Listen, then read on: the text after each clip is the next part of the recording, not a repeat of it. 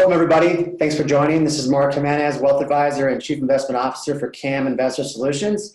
Today, we have a very special guest joining us from Austin, Texas. We have Audrey Boklage, who is a consultant at Maya Consulting, an education management firm that supports school districts, nonprofits, and foundations that really look to thrive in their communities. She has extensive knowledge and research of the STEM student and educator experience, and really is a guide in curriculum development for Maya's client base. Ultimately, as a consultant, she recognizes the importance of local context, and her work supports each district with really articulating their own staff and community.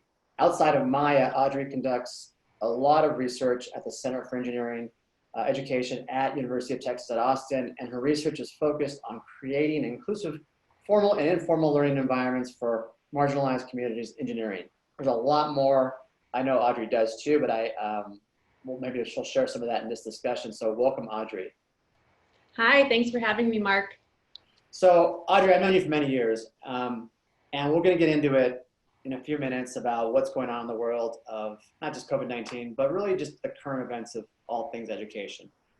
Following your path, you received your bachelor's in neurobiology, you got a master's in science education, and a doctorate in curriculum and instruction from the University of Texas at Austin.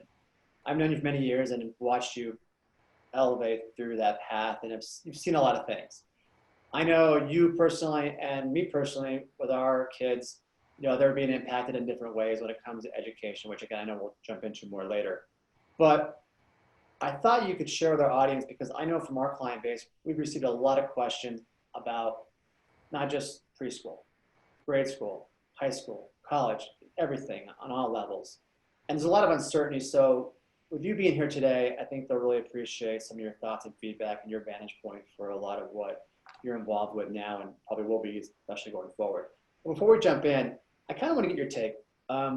What do you think is working well in today's education system, both K through 12 and college? Maybe speak to that for a few minutes. Sure. So I was a high school science teacher for 7 years outside of Austin. So I've been in the classroom and out of the classroom. I've been out of the classroom longer than I was in it. And I think from both of those perspectives, what I've been able to experience and observe and advise on, I've seen the true adaptability of our education system. And I say system now, but when you were speaking about the COVID context, I think we really need to think about the institution of education in the United States from, birth to way post-secondary, even after college. And what I've seen is, again, that adaptability of the system. So recently we know over 1 billion students, and this is just K through 12, right, across the world were thrust out of their classrooms because of COVID. This happened very quickly, very suddenly. It was communicated in emails, phone calls, texts. And what happened at that time was most schools didn't just stop. They pivoted. And I think the fact that we know that happened, that schools were able to pivot, that demonstrates how quickly our systems can adapt to what our students and educators need. And it's not just students and educators, there's other stakeholders. We know there's parents, there's community members, there's partnerships within the community that work in the institutions of education. So I think, that ability to adapt is something I've experienced just, straight up in the classroom, given, a new technology to put grades in and to demonstrate students' ability to complete a task. And then I think also what our system's doing is really looking at indicators that we know will show if our students are successful later on in life. And so success in K-12 is traditionally talked about as graduating high school. And we know that if students aren't reading by 3rd grade, this is a very clear fact that they're less likely to graduate. We also know that students need to be having algebra by or in 9th grade in order to be ready to graduate, not only on time, but for post-secondary success, whatever post-secondary success looks like. So we know very clearly what students are needing earlier on.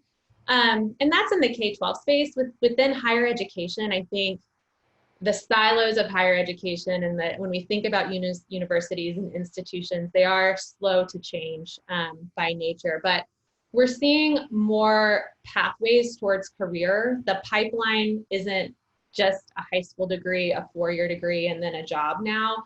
We're seeing more pathways that include community colleges or gap years where somebody is, doing an internship just with their high school diploma before they go to get a high school degree. We're seeing internships pushed down into the 4-year degree program that get students these skill sets necessary to be successful when they're finally done with their journey of schooling in the US.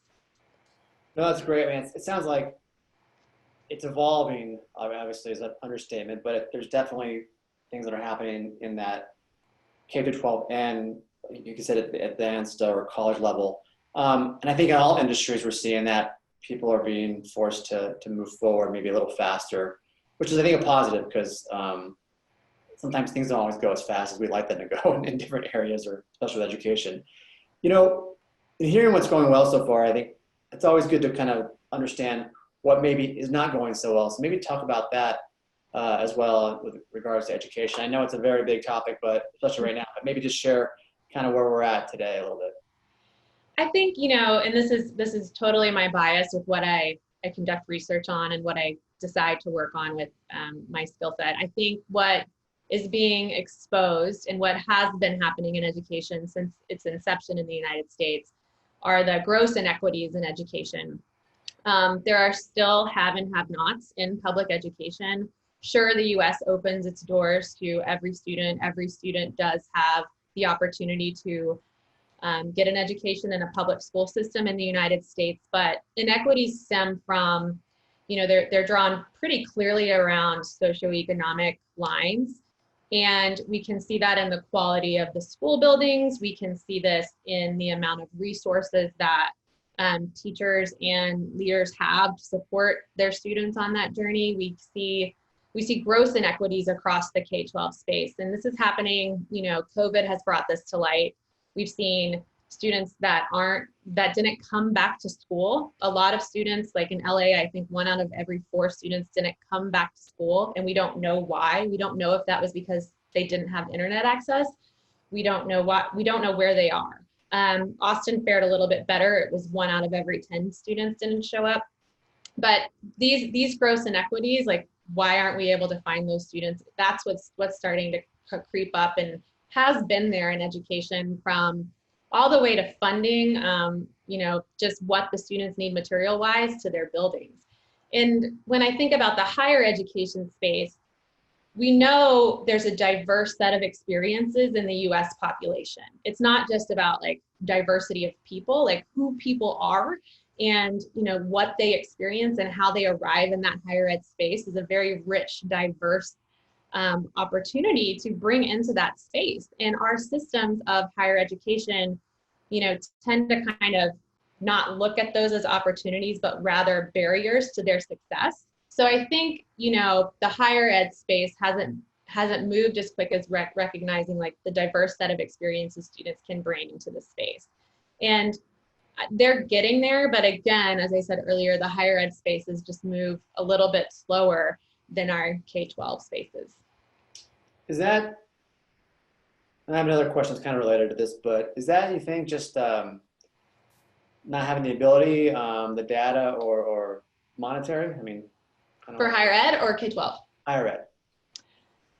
I think higher ed, I think there's a lot of bureaucracy in higher education. There's a lot of, when you look at a school district, there's superintendents, assistant superintendents. They usually have like a cabinet of decision makers and principals that inform them. But when you get to the university space, especially our large universities, there's essentially like colleges within the university that have to escalate all the way up to a university president who also answers to a board of regents.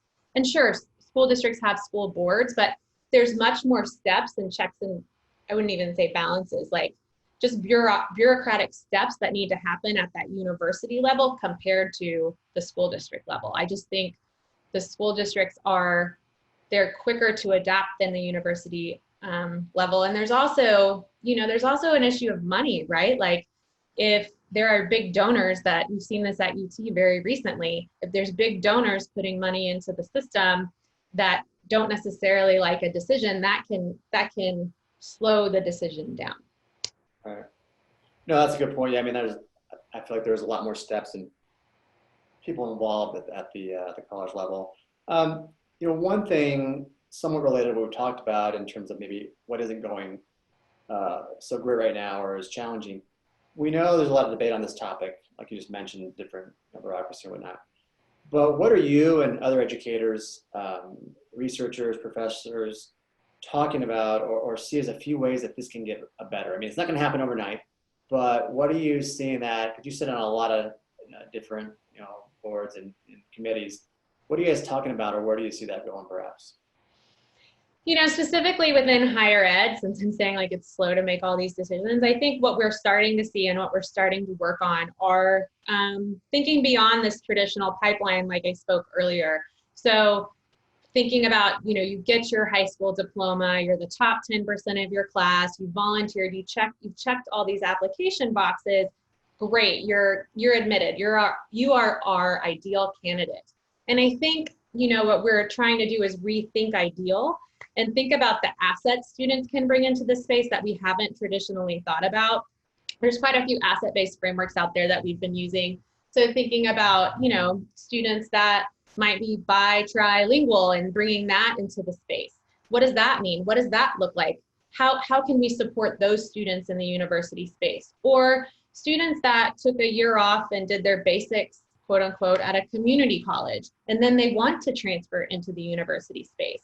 There's a lot of barriers for community college students to transfer into just because there's a lot of information to access to be able to do that. So one way we can make that pipeline wider. So instead of going high school to the four-year university, they can go high school to community college, is reduce the barrier of admission, like finding ways to share information, finding and implementing systems that create that pathway, make that a smoother pathway for those students to enter our university systems. I also think something we can do is, we know some students are just graduating with crippling debt, and it might be through no fault of their own. And I think and this is great for you to think about, are these financial literacy components that we can be incorporating into the K-12 space. So it's no longer balancing a checkbook. It's more about, what does compound interest mean? If I take out a loan, what are the different types of loans I can take out to support my education? If I decide to work a job that pays minimum wage while I'm going to school, what's the legit amount of hours that I could take in college and work? I think, getting familiar with something like maybe the new checkbook is Excel, maybe creating a budget in Excel or whatever tool of the future it's going to be. That's something we need to be equipping students with. So when they graduate, they're set up for success and not repaying these debts that set them up for success. Yeah, the financial, that's interesting. I mean, on all levels, I feel like there's so many things being talked about, and it's good to hear that some of these ideas are starting to be shared or considered, I think, because they have to be, right? Financial literacy, I think, is a big one. It's a good point, not just in what we see or don't see from some folks doing, but the K through 12, even when I was, I'm sure when you were there too, it didn't exist. I mean, there was like one class on, I can't even recall. It wasn't even called economics. It was called something else that I can't remember, but it was one semester and that was it. And it didn't really teach you about literacy. It just gave you some history and some ideas about what the stock market is, and that was it, right? So I think there's a lot that can be done there for a lot of things, not just about literacy, but just good behaviors too. So that's interesting. Kind of shifting gears, because again, you've been on both sides, I think, of the fence of both as an educator and at your current role. You have a master's and a PhD in curriculum and instruction, and your postdoctoral work was in engineering education, and then you've done a lot of research in that area, both rural and urban K through 12, and post-secondary settings, of course. Given what you're currently working on as a research associate with UT Austin there locally, and education consultant for these districts across the country, from my understanding, please share with our audience more about your current role and initiative, because I find it so interesting, and I think it's really, really important. Yeah, so I think, what we're seeing, I think what's so cool about what's happening at UT right now is that engineering has I think, stereotypically, unfortunately, and typically been thought of as like this really technical field and really stringent protocol driven kind of work. And when you dive into engineering and the design thinking process, humans are at the center of the design thinking process. And when we do that, we incorporate empathy and thinking about the user, which is a human being. And I think right now, at UT, I'm working with our Texas Invention Works, which is this massive makerspace, which is an informal learning environment for students to come in and create whatever they want with super, some super very technical pieces of machinery and some simple ones, like they can prototype with cardboard. There's a sewing machine. We also have laser cutters and various 3D printers. You can 3D print with metal now or carbon fiber. So really innovative spaces, and I'm seeing students incorporate this empathy component and human-centered design. And then I'm also seeing professors, and it'll be interesting to see this next semester post-COVID, I'm seeing professors think about, okay, I have an informal learning space. It's not my lab, there's not a protocol, but there's thousands of square feet for my students to experiment and practice being an engineer in a way that's not the typical engineer, right? And so that's been so exciting to see professors come in and be like, I want to do this. I don't know how. And these are people that have been, tenured on this campus for 30 something years and coming back and thinking about how they can innovate. And we're seeing this, we have a Nobel laureate on campus, and he's in his 90s and asking these questions. So I think these informal learning spaces and the ability to innovate the curriculum and get students, thinking about other students and other human beings is just extremely exciting. And I think it's something like maybe not being able to physically go to the space, that might not happen this fall or spring, but innovating the curriculum, changing the way they've been teaching, and to see professors do this is so exciting. So that's what I'm most excited about in my work. And then, my job is to push it a little farther and be like, how can we make this inclusive for all students? What about students whose parents weren't engineers, who this is their first time like tinkering in a space? How do we set them up for success? And having those conversations has been really motivating and one of my favorite parts of my job right now. And I think that's interesting, because I know, in working with some college students in the past, and even now as a mentor, some of these things aren't available.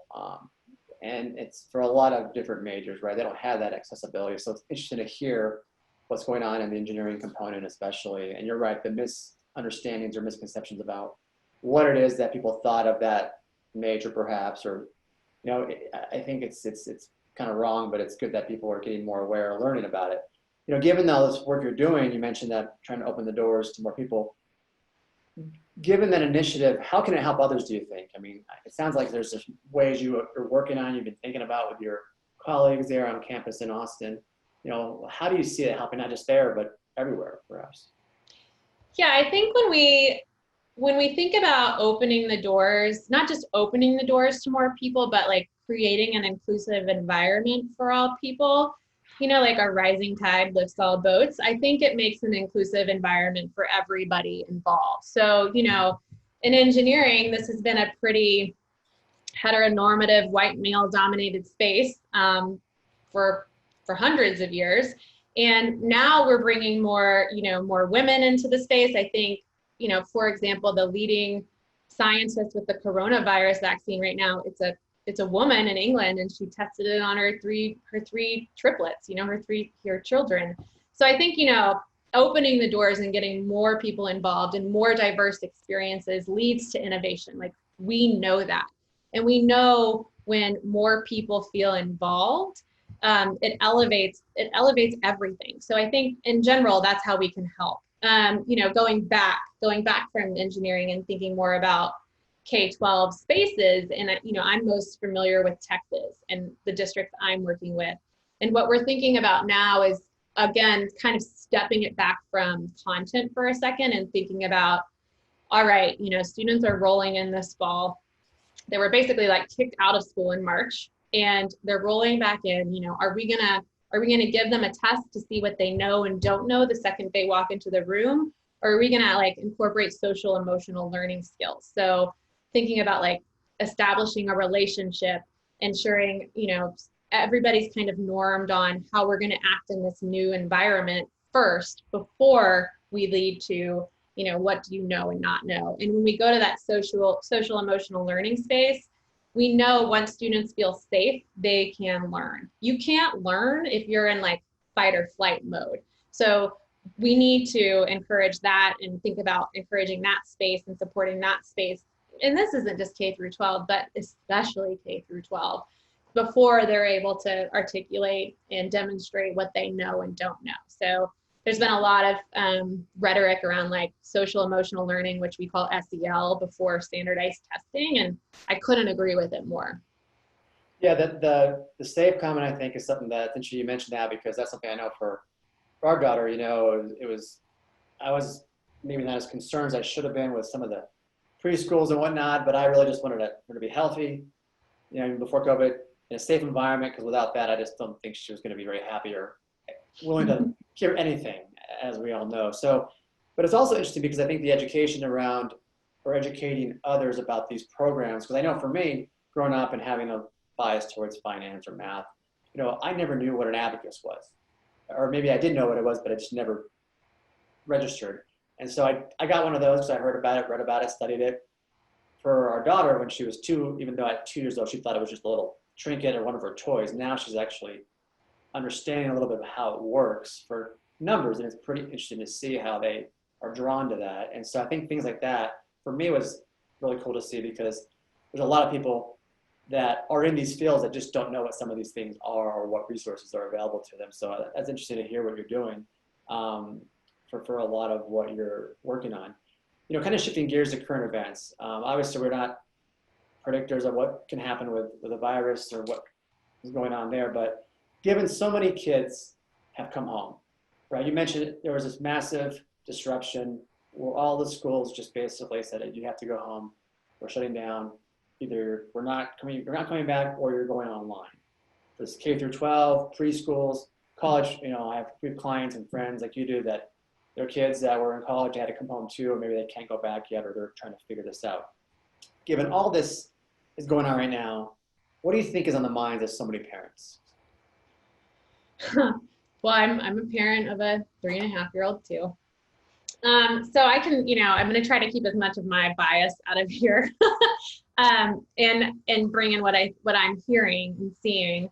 I've looked at a lot of survey data the past couple weeks and trying to conceptualize what's going on. And I think when we think about what education means, it's now more than teaching our students. I know as a country, we've seen that schools are a place for some students, like that's their source of meals. And if you've taught before, you know that. You know sometimes the only time students eat are at school. But if you're from a privileged background where food isn't something you have to think about, you don't think about school being a source of food. So when we talk about Maslow's, again, like that bottom of the ladder of student needs, feeling safe, part of that is being fed. So I think some people are recognizing just how much schools provide outside of a building to keep their kids when they're at work.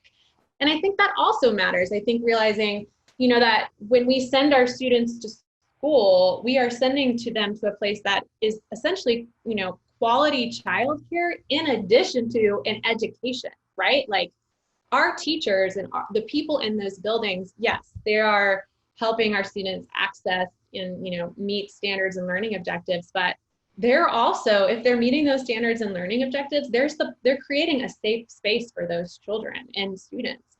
So I think, you know, that recognition of what schools are doing and what the people in those schools are doing for our society is huge. Like the fact that people can't work because their children are home and because schools are shut down, that has a direct impact on our economy, I think has been a big wake-up call for a lot of people. And then, you know, I think what's on the mind of other parents is like these I call them differentiated support. So let's say your student learns a little bit differently than a quote unquote typical student. So they might be dyslexic, or they like to work in smaller groups, or they like to have a question read to them rather than read it themselves. And I think we've recognized that there are such specialists in education that can help some students get where they need to be successful. I think that's coming to light as well. And then I think there's also, this idea of we're recognizing how much time our students actually spent in a classroom. And if parents are engaging with the curriculum and like trying to sit in on Zoom and teach them Algebra 1 or, 8th grade social studies, they're getting a peek inside a curriculum that they might not have seen before, and I think there's some parents saying, do they really need to learn this? Or is this the right thing I want them to be learning? Or is this even a good use of their time? Or why are they learning this? So I think there's going to be some questions about curriculum, like what the students are learning, coming up and bubbling up as well as like how much time they're spending in the classroom. Do they really need to be there 8 hours a day to learn if I can teach them at home? And then I think the majority of us as parents are just taking this day by day and weighing the tension of, do we send our students back? Do we keep working in the middle of a pandemic? So there's these big questions. And then there's also this thing we need to acknowledge of like, okay, let's wake up and take a deep breath and get to bedtime. Like there's also that. Yeah. No, I can empathize on the getting to bedtime. Yeah. It's a daily, every day is a new day, I'll call it. You said something interesting because I think you're right. And I know I make a joke out of it just to try to find, humor and positive, but I know when schools went home and we had to get online periodically with the other students in the small class, and we're at an age where it's different than someone that's in high school or college perhaps, but you saw the differences of, I did children and parents on these calls, and not just from the first time we did these, but from like the third or fourth session, everyone started to look a little different on these calls, for better or for worse. Either they were getting used to and enjoying the engagement, or they were just a little bit like, wow, like dumbfounded, like we don't know what to do. So it's been very interesting to see that. And I've been there at times too, kind of looking at parents right now. Question for you is, because I know some things we've, I think, adapted to well and some things we haven't, but in your world, are parents, do you feel, finding newer, more innovative education methods to help keep their kids just really more engaged? Yes and no. I've seen both. I think there is like an undercurrent of survival mode right now for parents. And when we think about like engagement in technology, there's a field called ed tech, education technology, and it's been around for a while. I mean, we could say that blackboards, right, were the first innovation in the classroom. And there are people and researchers much better than me who and more knowledgeable about this than me about ed tech. But I think what we're seeing about innovation is like just the massive scale ed tech has been thrust into every aspect of education. So, the fact that Zoom was probably, I don't know what percentage, how many downloads Zoom got, in March, but the fact that now everybody has like a Zoom shirt and Zoom outfits and can manage Zoom and, give reactions in Zoom is something in and of itself. I think it's interesting you use the term engaged versus learning, and I think that's right. And engagement for students looks different across all age bands and types of learners. And we as parents need to be remembering that their experience this pandemic in real time with us, like this disruption. And like any disruption, disruptions can be great, right? They can lead to many more innovations. And I think, for some parents, like those of us that have younger kids, it's really forced us to kind of realize that a 3-year-old isn't going to engage with Zoom the same way an 18-year-old is. And it's forced us to step back and be like, all right, I know your wife did a number scavenger hunt with your daughter, and we had never talked about doing a number scavenger hunt with our kids before. I don't think it would, I can speak for myself, it would have never been on my radar, but I'm now doing that. I've done that with Bo, my son. And then for older children, I think, sure, they're learning online, they can adjust to Zoom, but there's this other piece of innovation that as parents, we need to think about of what they're missing out on. They've missed out on friends down the street who their children didn't get a high school graduation. They don't get freshman orientation. And, how do you as a parent create that sense of community? Again, that social emotional learning piece. How do you create that sense of community around your child during this time? So that's, we've seen drive-by parades and everything. There's also been just an extreme reliance on online learning environments, like Khan Academy. I've heard a lot of people using that and the differentiated support that can bring in. And then I've also heard a lot of parents just pivoting away from content and going towards we're going to have quality time, or we're going to go on a road trip and we're going to have a history lesson as we trek across, the Midwest. But, it's not just parents, it's also been teachers. Teachers had to make this pivot over their spring break, many of them, and they did. They learned Zoom and Teams and how to make breakout rooms engaging, within days. And I think, it's that again speaks to our first discussion back to what are we doing well? I can say that the system, I think, is adapting really well. And that's because of the people in the system. And that's the teachers.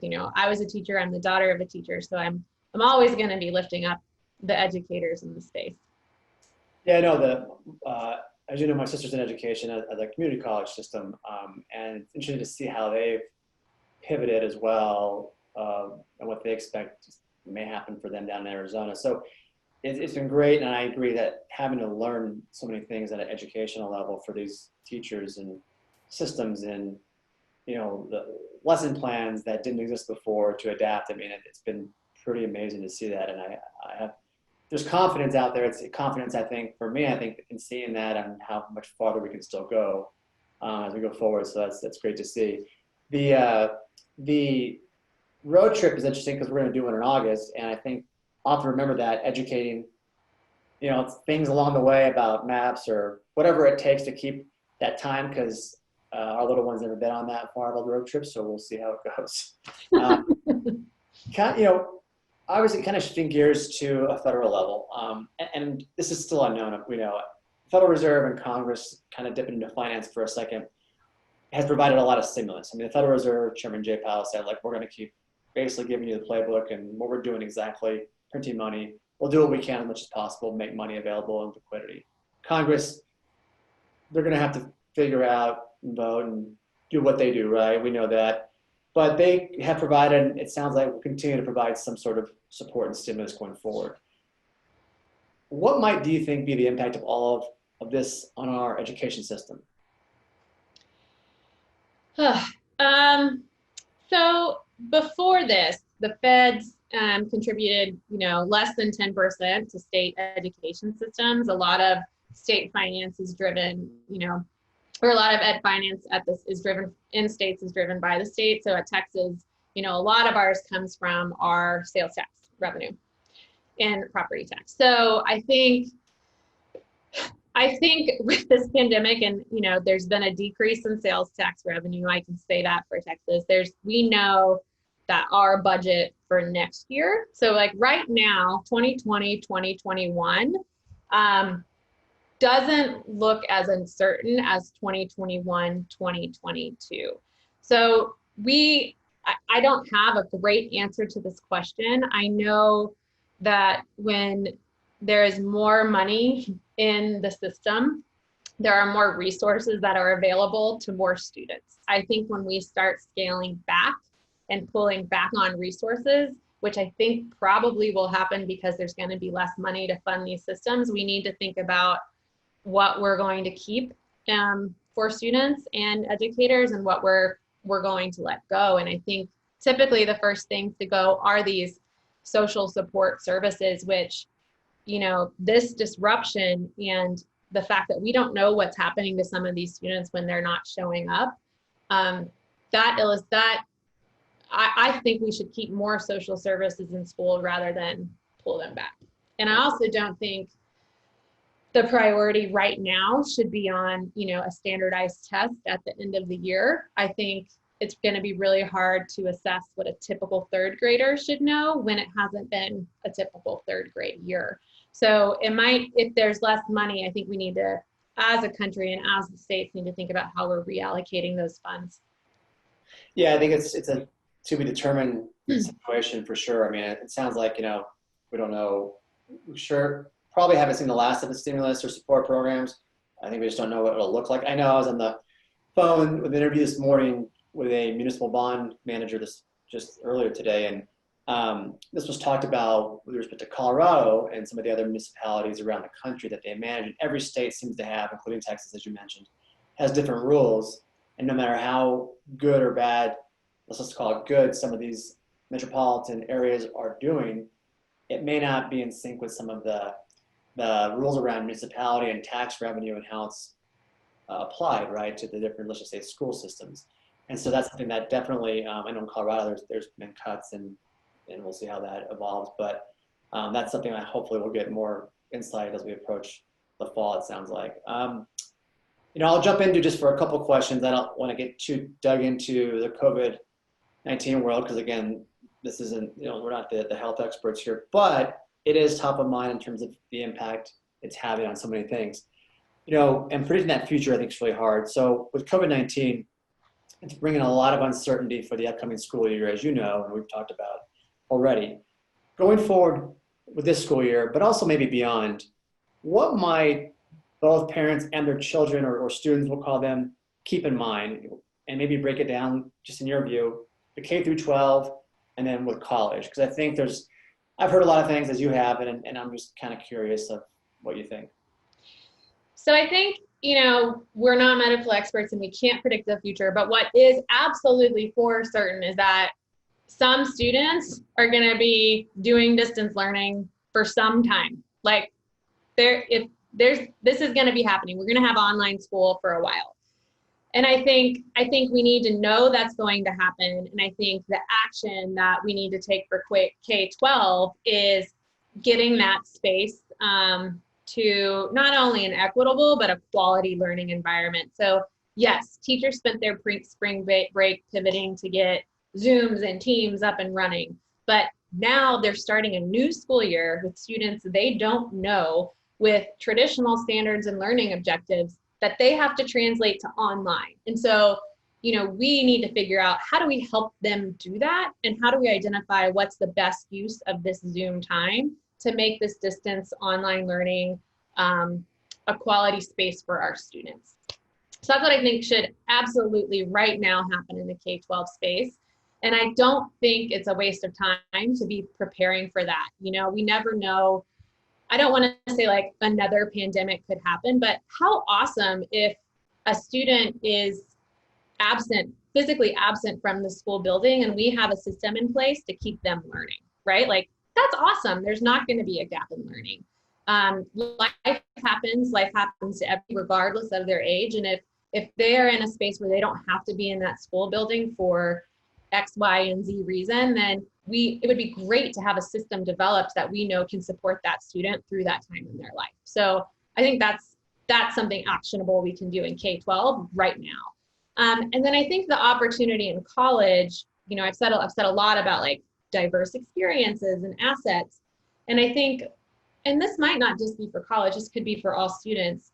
We as adults right now, you and I, Mark, we're learning how to establish relationships, communicate, do project management, get work done online in Zoom as well. And think about it, if you're in college right now, you're cultivating these skills, you're problem solving for this right now. So when you graduate and you go into the world and somebody's like, okay, there's 90% travel in this job, you're going to have teams all over the world, how are you going to project manage X, Y, and Z? They're going to have an answer to that that's not hypothetical. These students could have an answer that's real world, tangible experience that's going to resonate with that person interviewing them, because we all experience this together. So I think there's a lot of opportunities to turn this disruption into something that, can support everybody moving forward, rather than just concentrate on the deficit of it. Right. And I feel like it's also, it's interesting. It's also given not just a chance for high school and college students to develop skills that, again, like you and I didn't have to until now or later in life. So I think that's exciting. And it's also an opportunity to really show, I feel like, what these students' inner abilities are and kind of their self-motivation, because I think a lot of it right now is some of that, right? I mean, those are the ones I think that are still staying engaged and reaching out and trying to be proactive as much as they possibly can in this limited environment. So that's interesting perspective. You know, I'll end with just a last question. As you know me, for many years, you know, I try to be positive and half glass full type of person when I can be. You know, if you had to say, obviously so many things uncertain, so many things, to some people maybe negative depending on where they're at and what they're at in their lives. What opportunities do you see going forward for parents and children and their education? I mean, what do you think? Where can people really be taking advantage of things right now? Disruption leads to innovation, right? We know this. Like, we're trained. We know that we can turn this into something positive for all of us. And I think, you know, I can speak personally for me as a working mom, that it's helped me like just not stop relying on Disney Plus and like spending an hour outside is a great use of time and like figuring out what to do. Or like, Mark, now that, you know, maybe now moving forward, when you go on road trips, you can turn this into a history lesson and you can be that dad that stops at the historical markers and add some context to these visits. I think, you know, the thing that excites me the most about what's happening now is what can happen to our curriculum. So how students learn online distance learning is what I think it's at the forefront because it's what we have to tackle right now.